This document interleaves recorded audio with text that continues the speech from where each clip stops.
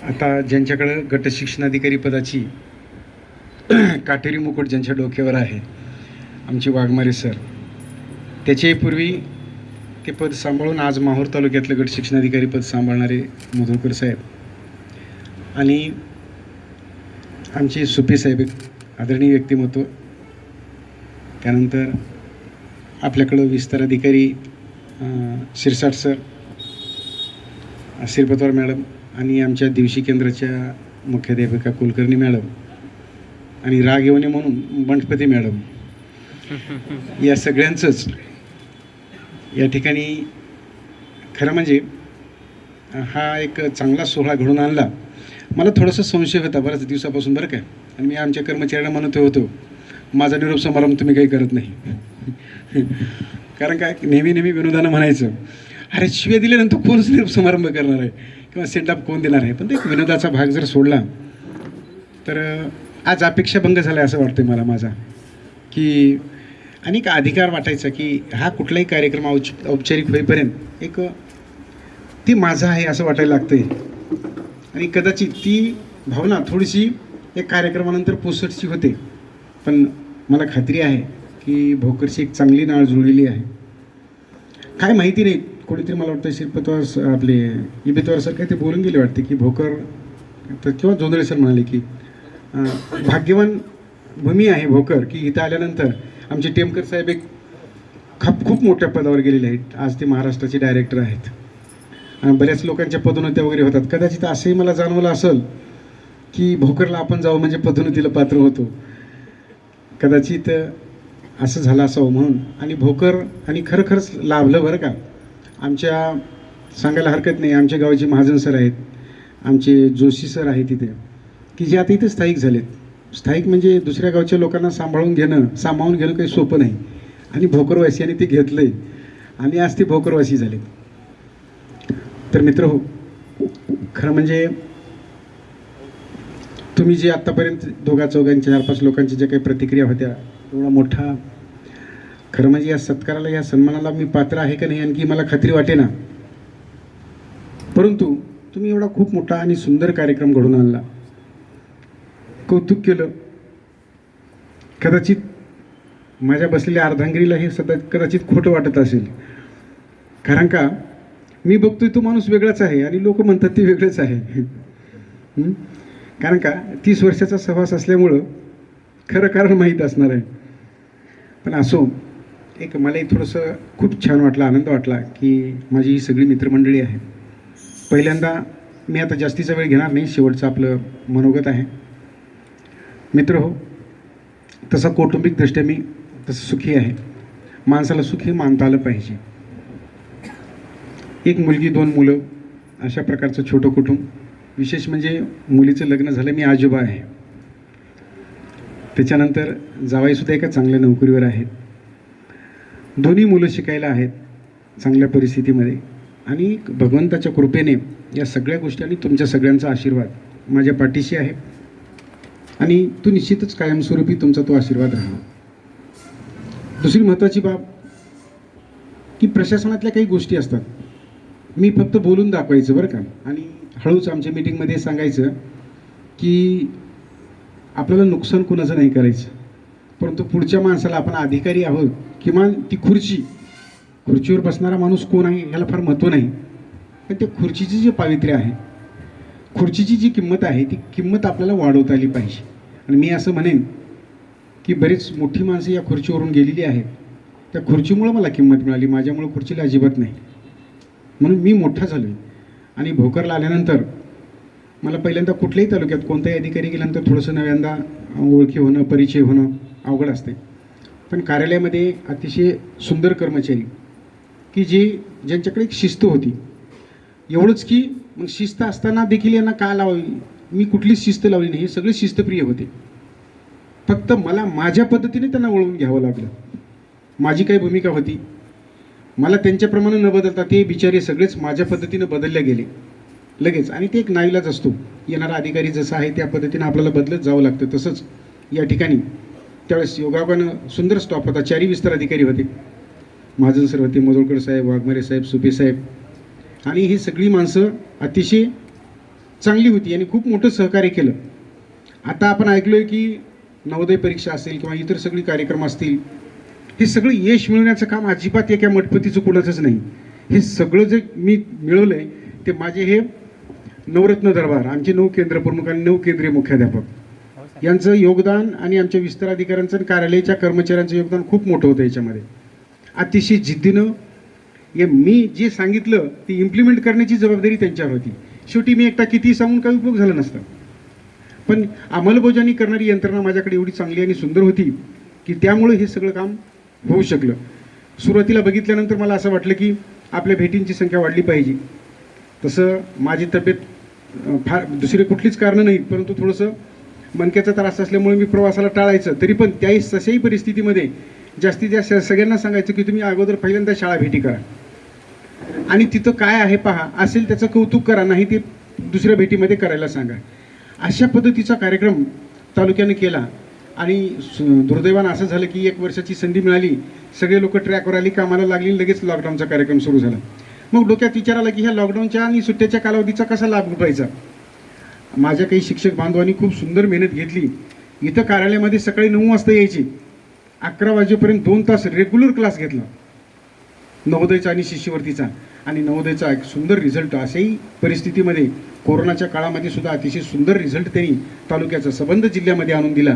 त्यामुळं मी आता सगळ्यांची नावं घेणं जरी शक्य नसेल तर इथे येऊन जे क्लासेस घेतले आमचे 7-8-10 लोक, ते प्लॅन तयार केला, 5-6 दिवस प्लॅन तयार करण्यात घातला. या सगळ्यांचं मी अगदी मनापासून त्यांचा आभार व्यक्त करतो, त्यांचं अभिनंदन करतोय.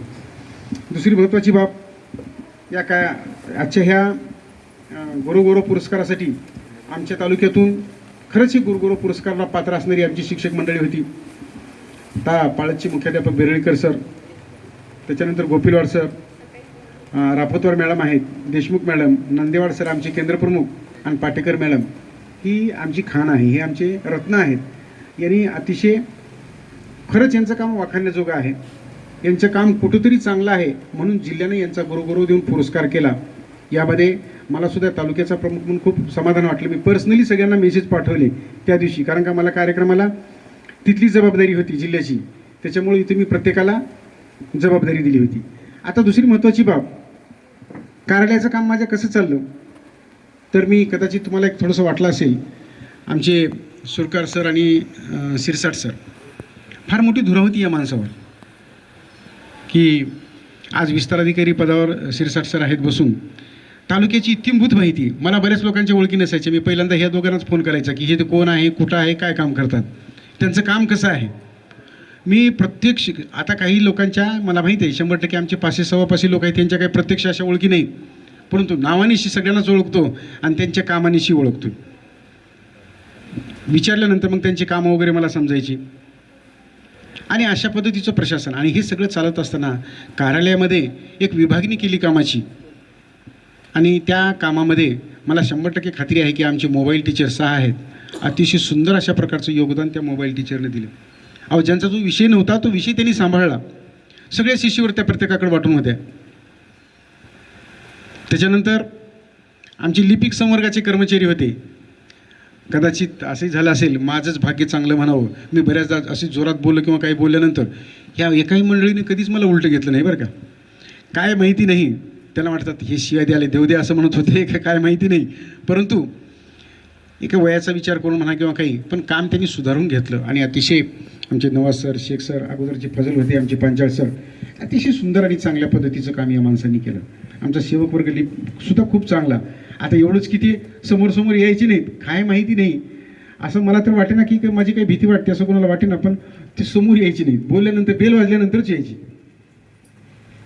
पण यांचंही खूप मोठं योगदान होतं, सहकार्य होतं. त्यांची ती सिस्टीम होती, शिस्तबद्धता होती, पण ॲबसेंट असं राहणं किंवा पळापळी करणं असा कुठलाच प्रकार घडून आला नाही.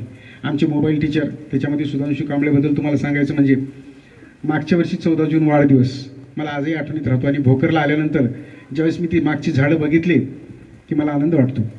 त्यांनी मला कल्पना सुचवली की साहेब मला एक काम करायचं. म्हटलं का, तर तुमच्या वाढदिवसाच्या दिवशी मला एक 300 झाडं लावायची आहे. काय योगा, एक BO साधा गट शिक्षण अधिकारी, त्यांच्या संदर्भात एक माझा मोबाईल टीचर म्हणतो की मला झाडं लावायची आहे. मी म्हणलं ठीक आहे. मग माझ्या डोक्यात विचार सुरू झाले की मग झाडं कुठून आणणार, मग ती जागा कशी साफ करणार.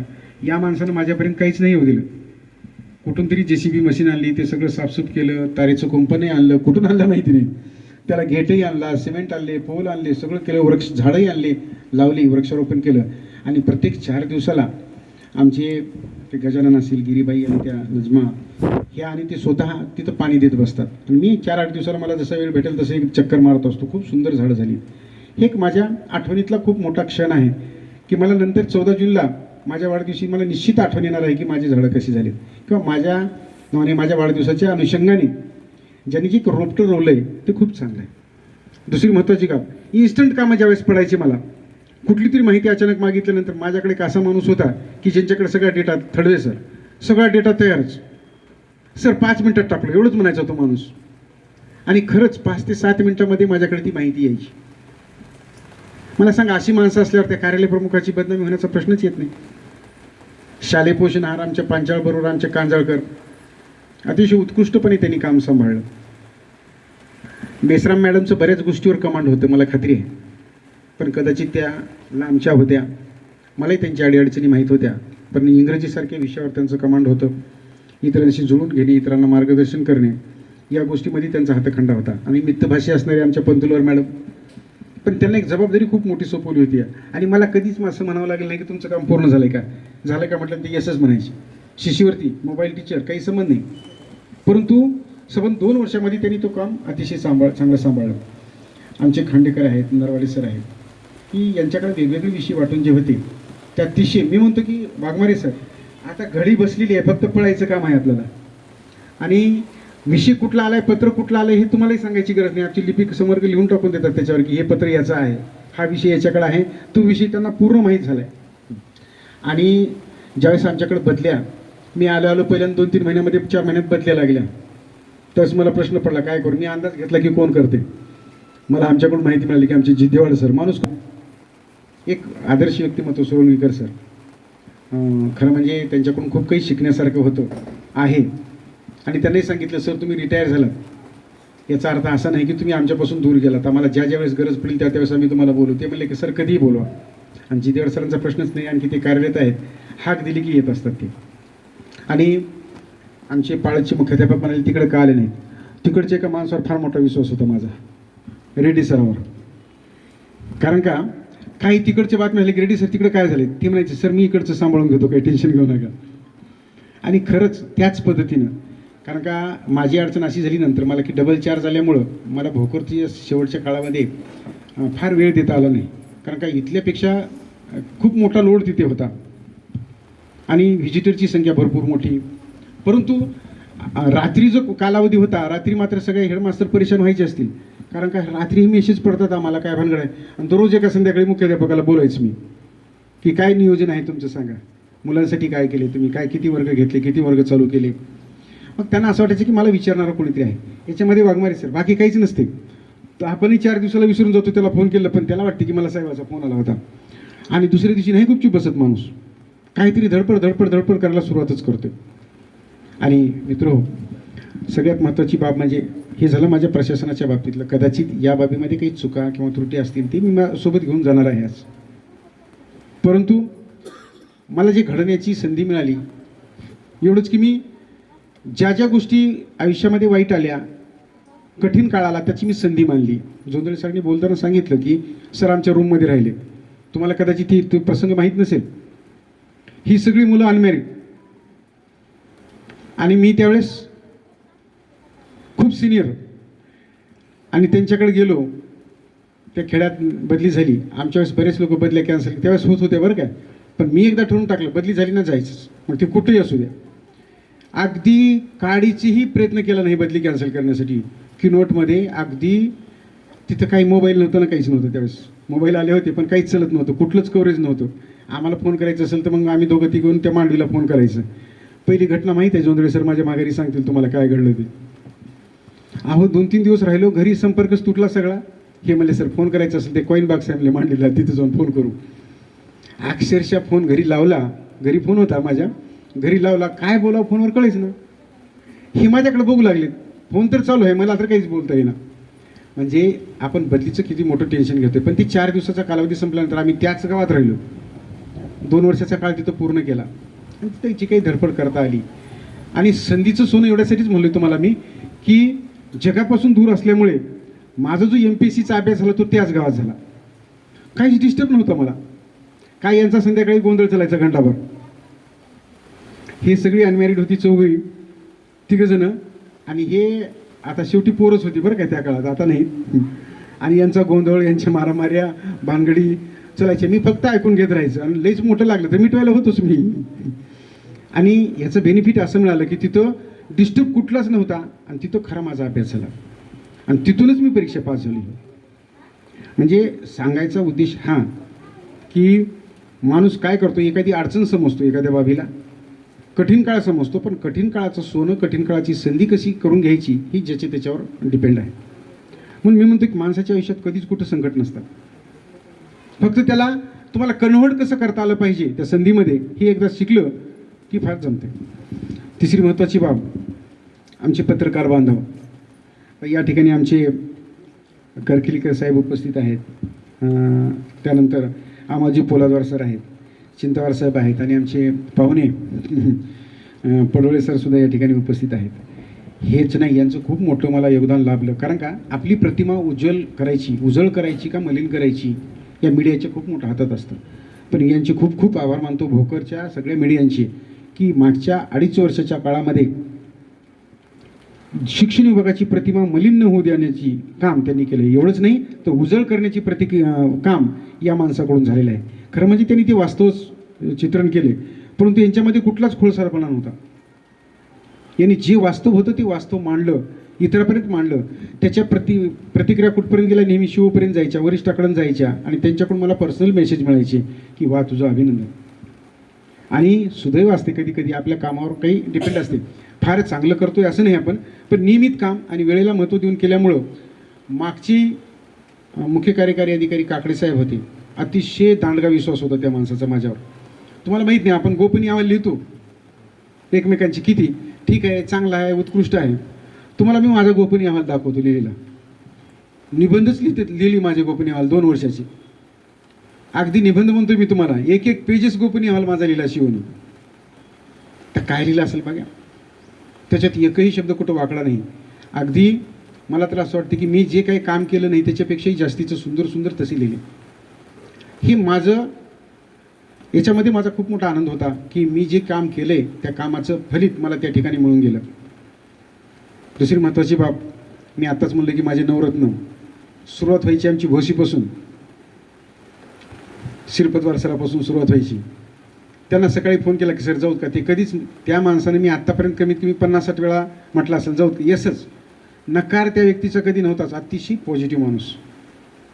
पुढे निघालो नूतनला, नूतनचं त्यावेळेस केंद्र प्रमुख पदी काम होतं पडलवार सर त्या सिनियर होते, घरच्या खूप जबाबदाऱ्या होत्या, ही गोष्ट मला मान्य आहे.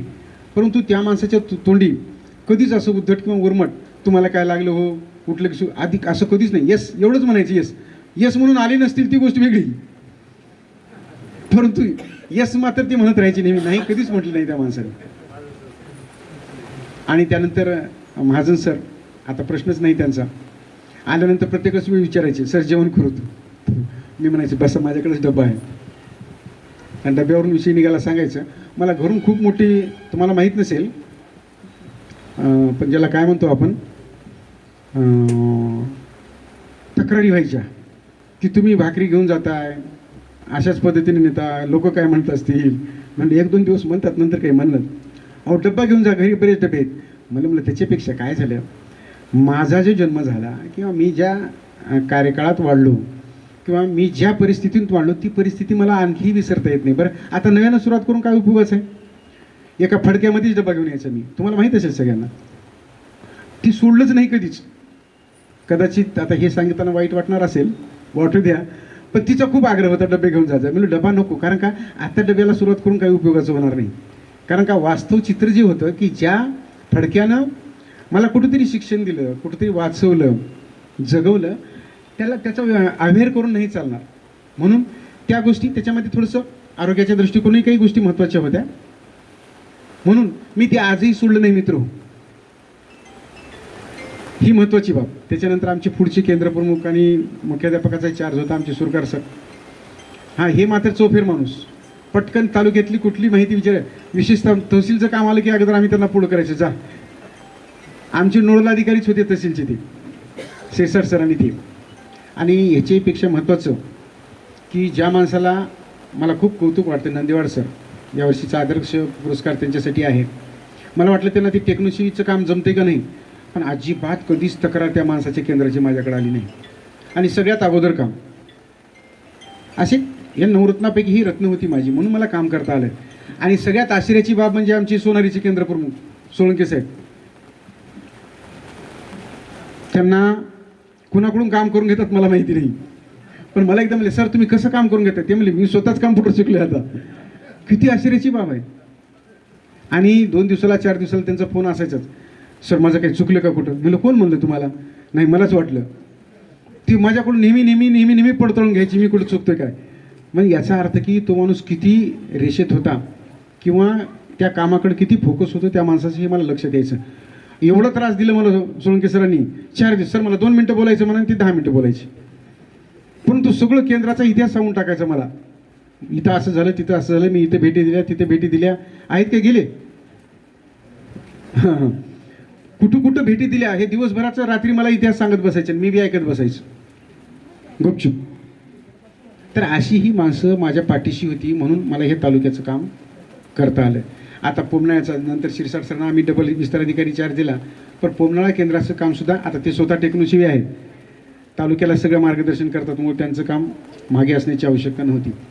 आणि दुसरी महत्त्वाची बाब, ज्यांचं वय खूप कमी आहे, इतर मला भीती होती सुरुवातीला की जोंधळे सरांना मी केंद्रप्रमुख करतोय, बाकी तालुक्यांची परिस्थिती आणि इतिहास बघितला तर असं वाटायचं की त्या केंद्रप्रमुखासारखे सारखे भांडणं शिवपर्यंत भांडलं जातात. आताही तुम्हाला माहिती आहे, आज एक काहीतरी पेपरला बातमी होती बघा केंद्रप्रमुखाच्या अनुषंगाने. पण जोंधळे सरला ज्यावेळेस मी हे कार्यभार सोपवला आणि हळदा केंद्र असं झपाट्यानं पुढे सरकायला सुरू झालं आणि एक मॉडेल केंद्र तयार झालं हळदा केंद्र. अगदी ऑनलाईनच्या बाबतीमध्ये एवढा हातखंडा आहे त्या माणसाचा की प्रत्येक काम आणि बाकी सगळी कामं सगळ्यात अगोदर त्यांचं. त्याचबरोबर शेळके सर, महाजन सरांनी जागा रिक्त केल्यानंतर आम्ही शेळके सराकडं माणसं निवडता आली सर मला, बरं काय. आणि ही सगळी माणसं ज्युनियर बरं काय आणि विनम्र. अगदी शेळके सरांनी केंद्र असं पळवलं बेंबर की कुठलंच काम त्यांचं पेंडिंग नाही. आणि बेंबरचा स्टॉपही आला आहे सगळा. खूप चांगलं काम आहे या सगळ्या मित्र महोदयांचं. मग ही सगळी माणसं ज्यावेळेस मला भेटली आणि पडलार सर, गुडले सर बदल आले का? गुडले सर नाहीत वाटते. हां, डेव्हिड सर म्हणूया. गुडले सरांकडे मी चार्ज घेतला दिला नूतनचा. त्या माणसानं काय केलं की मी त्यांना चार्ज दिल्यानंतर मग त्या केंद्रातल्या लोकांना विचारून घ्यायचं कसं आहेत केंद्रप्रमुख. सर खूपच बढिया माणूस आहे की सगळ्यांना शिस्तीला लावलं. एक कमी कालावधीमध्ये गुडले सरांनी त्या नूतनला एक चांगली शिस्त लावली.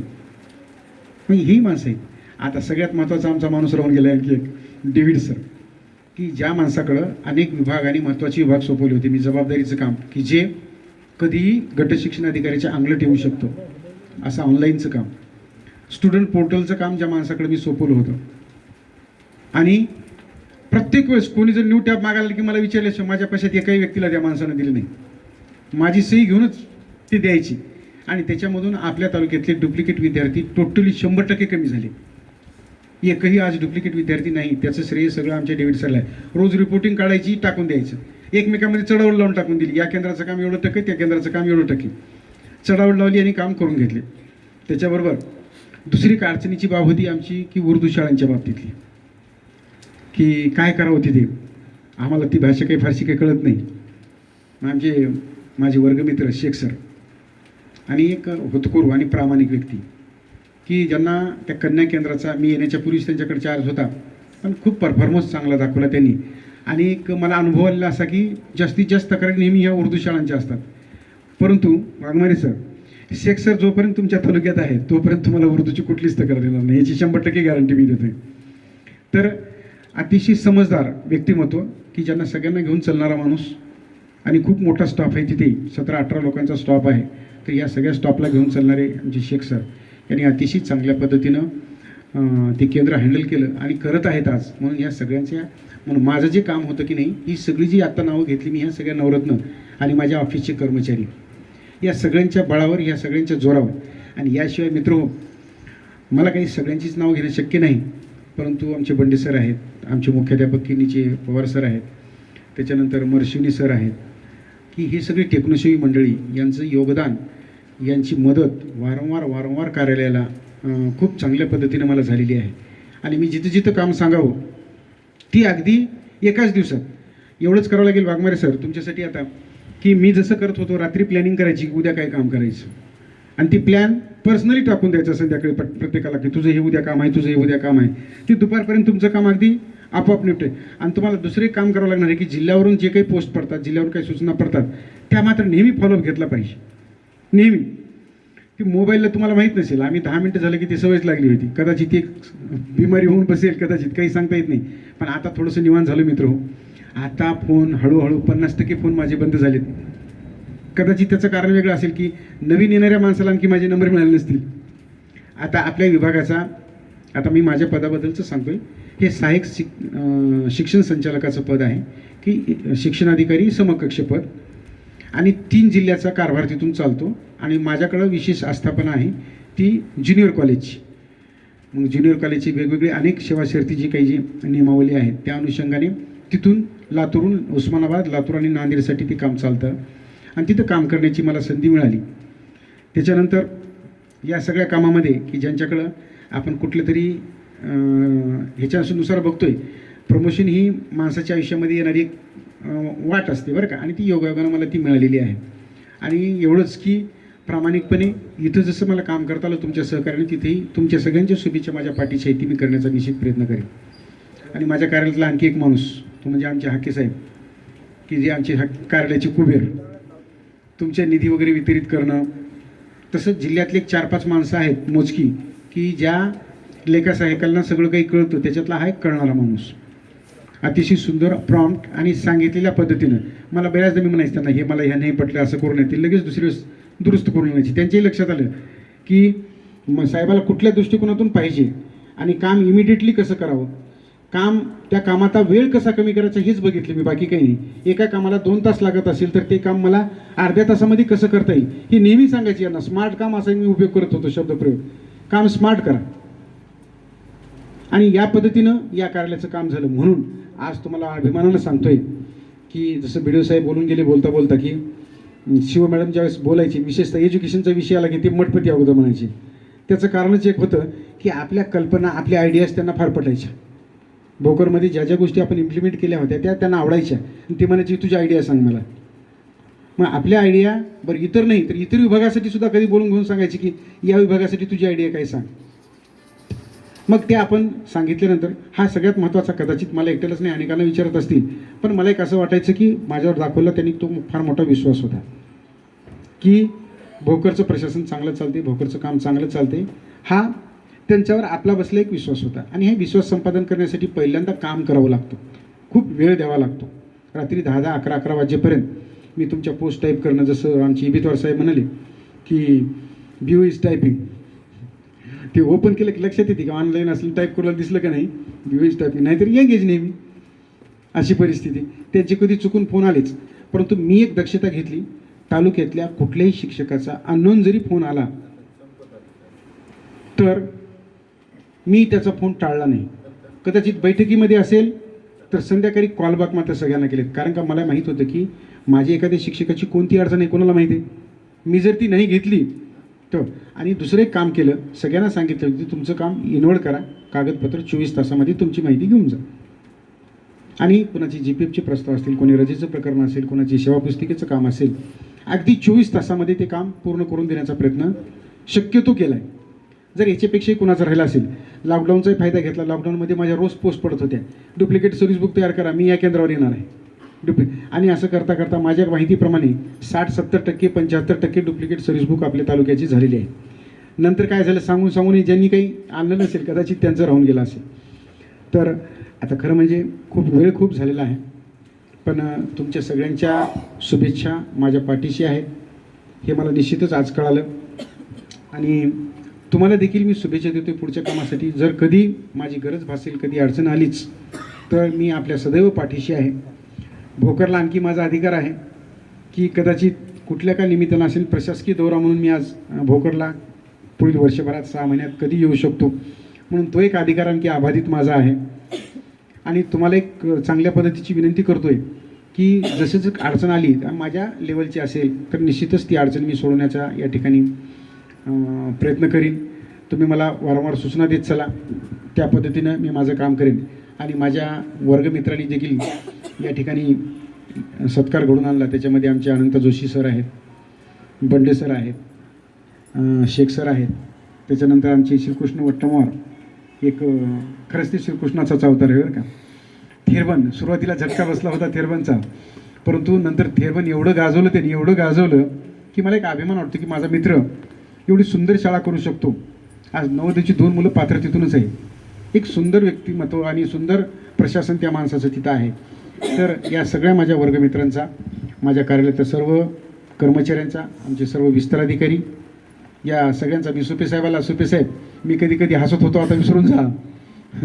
कारण का प्रशासनामध्ये बऱ्याचदा काय होते, ताणतणाव येतो माणसाला. ताणतणाव आलं की मला थोडंसं एक मिश्किलपणे विरोध करण्याची सवय होती, कारण का फ्री अँड फ्रँक होऊन जावं सगळी लोक. तर या दृष्टिकोनातून जर या 2 वर्ष आता मग कालावधी तुम्हीच मोजला आहे, 2 वर्ष 7 महिन्याचा जो कालावधी गेला आहे, या कालावधीमध्ये माझ्याकडून कदाचित कुणाचे मनं दुखवले गेले असतील. जर कुणाला वाईट वाटलं असेल तर कृपया, मी अगदी मोकळ्या मनाने ते परत घ्यायला तयार आहे. माझ्यासोबत असू द्या. कदाचित मी तुमच्या उपयोगी पडलो असेल, तुमच्या कामासाठी पडलो असेल, तर त्या गोष्टी फक्त तुमच्याकडे ठेवा. आणि असा माझा प्रशासनात कुठलाच उद्देश नसतो. एक मला कानमंत्र नांदेडे साहेबांनी दिला होता बरं काय, म्हणून मी ते कसं करत होतो. कारण का प्रशासकाला त्या खुर्चीवर बसल्यानंतर ही कडू ओळख तोडावीच लागतात. त्या खुर्चीवर उठल्यानंतर मग काही हरकत नाही, पण ते खुर्चीचं काय आहे माहीत नाही गुणधर्म. एक छोटासा विनोद सांगतो, मग तुम्हाला खुर्ची काय आहे ते कळते. आता ह्याची रेकॉर्डिंग नका करू विनोदाची. आणि ज्यावेळेस ते अडचणीत येत होते, ज्यावेळेस कौटुंबिक अडचण असेल, इतर अडचण असेल, मी प्रत्येकाला विचारले तुझी काय अडचण असेल तर सांग, मी तुझ्या मदतीसाठी तयार आहे. त्यावेळेस त्यांचा एक विश्वास होता की आम्हाला कुठलाही धोका होणार नाही. मग हे सांगायची गरज नव्हती, पण मी सांगितले. तर या ठिकाणी आलेल्या तालुक्यातले पुनश्च एकदा आमचे सर्व मंचावरील विस्तार अधिकारी, आणि विशेष म्हणजे मॅडमचं कौतुक, येता येताच एक सुंदर रांगोळी दिसली मला बाहेर. आणि ते कोण, आमच्या श्रीपतवार मॅडम. म्हणजे एवढ्या मला ऐकवत होतं फक्त की त्या सुंदर कलाकार आहेत, परंतु आज याची देही, याची डोळा, ते मला खूप सुंदर बघायला मिळालं. आणि सगळ्यांनी बघितलंच असेल बाहेर ते. त्यांचीसुद्धा या ठिकाणी आभार व्यक्त करतो आहे. पुनश्च एकदा वाघमारे सर, तुमच्या गटशिक्षणाधिकारी पदासाठी माझ्या शुभेच्छा. आमचे विस्तार अधिकारी सुपे साहेब, मुदोळकर साहेब, कार्यालयातले सर्व कर्मचारी, आमचे 9 मुख्याध्यापक उच्च श्रेणी, आमचे 9 केंद्रप्रमुख, कार्यालयातले सर्व कर्मचारी, उपस्थित या ठिकाणचे पत्रकार बांधव, विविध शाळेतून आलेले आमचे मुख्याध्यापक, महिला भगिनी, शिक्षक भगिनी आणि इतर सर्वजण, आणि उर्दू माध्यमातून आलेले सर्व शिक्षक, आणि आमच्या कार्यालयाचे कर्मचारी, सर्व सेवक, या सगळ्यांची या ठिकाणी आभार व्यक्त करतो. आणि एवढा मोठा तुम्ही जो सत्कार घडून आणला आहे, खरंच तो अविस्मरणीय आहे माझ्या आयुष्यामध्ये. मला तो आठवणीत राहणार आहे. भोकरची आठवण कधीच मी विसरणार नाही. आणि एवढा मोठा सत्कार सोहळा आपण घडून आणला, त्याबद्दल पुनश्च एकदा सर्व माझ्या मित्रांची, माझ्या स्नेहांकितेची या ठिकाणी मी आभार व्यक्त करतो. आणि मी माझे 2 शब्द थांबवतो. जय हिंद, जय महाराष्ट्र.